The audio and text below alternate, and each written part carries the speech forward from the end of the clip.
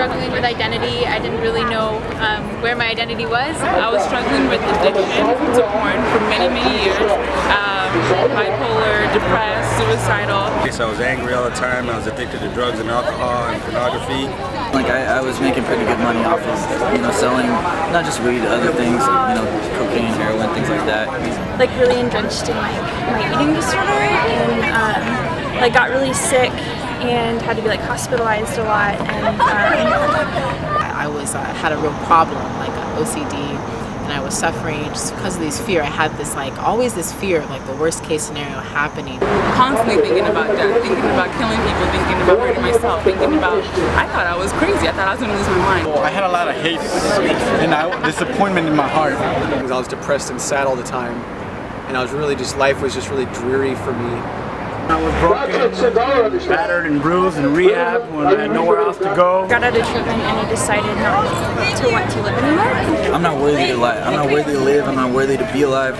There was something that I needed in my life, and I remember wanting that something. To get rid of this anxiety in my heart. What are you doing? Why do you want to live like this? Why do you want to be this way? I just remember that I just suddenly could not stand anymore. I was just It was like this thing that I never imagined it would be like it really was. Overflowing me and all around me, it was just this powerful presence that I couldn't control and I couldn't shake it. And I was so scared, I was terrified because of how powerful this presence was. Onto me, and I couldn't stand, and I just collapsed onto my bench and I just started crying. It was so heavy, and I literally just sat there and I cried and I cried and I cried and I cried. And I just started crying and bawling, but felt great at the same time. Just crying a lot. I literally cannot stand up. My legs are shaking and uncontrollably, and I cannot stop crying. So Self-conscious, I knew what was going on, but it was uncontrollable. And it's kind of the moment that you literally reach kind of like a runner's high when you just let it all go and you just but I couldn't hold it back. And so I just let all of my feelings out, let everything that I had. And I remember standing up and feeling just this weight off of my shoulders. It just kind of felt like the whole thing was just taken away from me. For the first time, I could breathe.